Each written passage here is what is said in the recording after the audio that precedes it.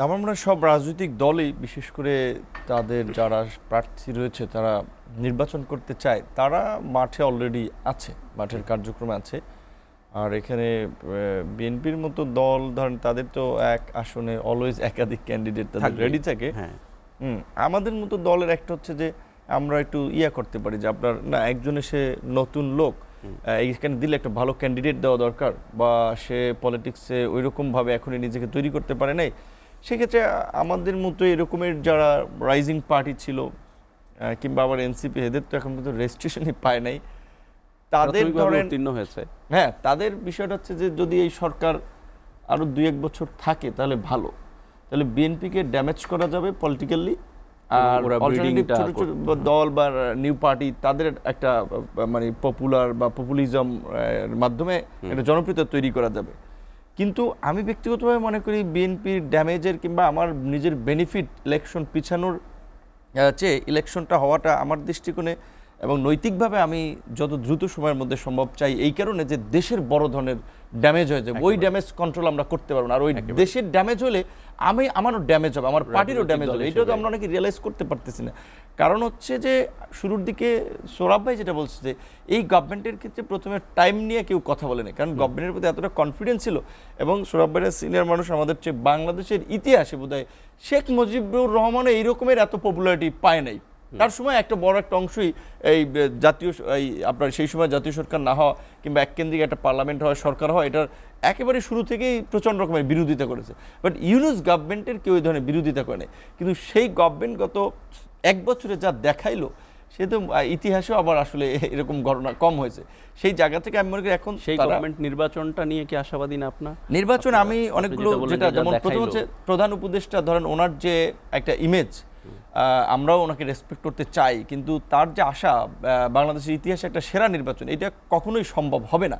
এবং আমার একটা ভবিষ্যৎবাণী হচ্ছে বাংলাদেশের সবচেয়ে সংঘাতপূর্ণ নির্বাচন হতে পারে এই নির্বাচন, যদি তারা যথাযথ ব্যবস্থা না নেয়। এবং না নেওয়ার পসিবিলিটি আমি বেশি দেখি। প্রকৃত অর্থে এই অ্যাডমিনিস্ট্রেশনের এই সেটআপ, এই উপদেষ্টা পরিষদ দিয়ে কখনোই প্রধান উপদেষ্টার এই মনোবাসনা ইতিহাসের সেরা নির্বাচন এটা সম্ভব হবে না। যদি উপদেষ্টা পরিষদ পুনর্গঠন কিংবা প্রশাসনিক একটা বড় ধরনের আমরা পুনর্গঠন রদবদল দেখতে পাই, তাহলে হয়তো কিছুটা হতে পারে। এখন আমি যেটা বলতে চাচ্ছিলাম ওইটা, যে নির্বাচন পিছিয়ে গেলে দেশের রাজনীতির আকাশে নতুন মেঘ না, শুধুমাত্র এটা মেঘ থেকে একবারে বৃষ্টি, একবারে বন্যায় পরিণত হতে পারে 111-এর মতো। এবং আরেকটা 111-এর সংখ্যাওকে উড়িয়ে দিচ্ছে, সেইটা কিন্তু ফ্যাসিবাদকে অটোমেটিক্যালি রিপ্লেস করবে। সো যারাই আমরা লিগ্যাল ভিত্তি চাই, তার জন্য আমরা ফাইট করব আমাদের জায়গা থেকে। রাজনৈতিকভাবে যদি প্রতিপক্ষের সাথে যুদ্ধ করতে হয়, আমরা সেটা করবো। এটা মাথায় রাখতে হবে যে এখন যারা আমরা পলিটিক্যাল ফিল্ডে আছি, তারা কিন্তু বলতে গেলে সবাই একই ফিল্ডের খেলোয়াড়। সুতরাং এইখানে আমাদের মধ্যে একেবারে বিপরীত চিন্তাধারার দিক থেকে খেলাটা বোধহয় ঠিক হবে না। তো নির্বাচন কোনোভাবে আসলে পেছানোর ষড়যন্ত্র কিংবা চক্রান্ত যদি হয়ে থাকে, এতে কারো লিপ্ত থাকাটা ঠিক হবে না। এটা আমি ভালো ধন্যবাদ। সামনে গণ অধিকার পরিষদের নিশ্চয়ই নির্বাচনমুখী এবং ইতিমধ্যে প্রার্থিতাও ঘোষণা করেছে, যেহেতু নির্বাচনমুখী একেবারে ঘোষণা করেছিলাম ফার্স্ট ধাপে, এবং এই মাসের মধ্যে আরো 100 ঘোষণা করার চিন্তা করতেছি।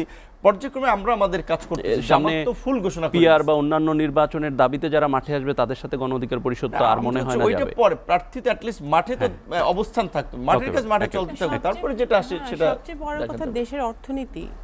এবং এটা কিন্তু এখন কিন্তু সবাই, ইভেন আমাদের যারা ডোনার আছে, আমাদের যারা ট্রেড পার্টনার আছে, তারাও কিন্তু মুখিয়ে আছে যে দেশে কখন নির্বাচন হবে, তারাও তখন ইনভেস্টমেন্ট করতে পারবে।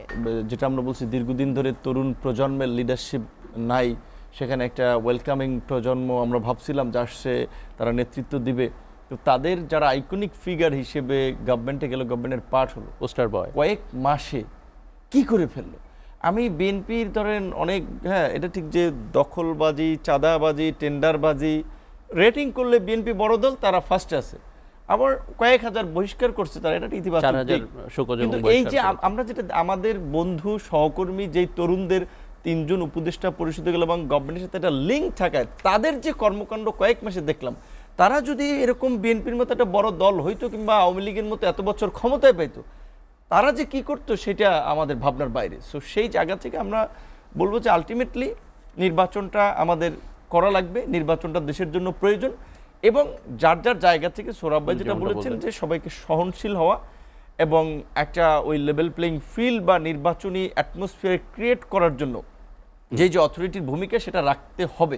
সেই ক্ষেত্রে আমি মনে করি যে বর্তমান এই উপদেষ্টা পরিষদের এবং এই সরকারের সক্ষমতা নাই, এবং এই উপদেষ্টা পরিষদ দিয়ে সেটি সম্ভব না। সেই ক্ষেত্রে তাদের ওই আপনি নিরপেক্ষতা বলছেন, হ্যাঁ তাদের তো একটা অবস্থান পরিষ্কার যে তারা এই এনসিপির প্রতি তাদের একটা পক্ষপাত দুষ্ট ভূমিকা আছে। যদিও এনসিপিকে আমি নির্বাচনী প্রতিদ্বন্দ্বিতার মাঠে কোনো শক্ত প্রতিদ্বন্দ্বী কোনো দলের খুব আমি মনে করি না, কিন্তু সরকার তো একটা বিষয় পরিষ্কার করেছে যে তারা এটাকে কিংস পার্টি হিসেবে নার্চার করছে, সাপোর্ট করছে।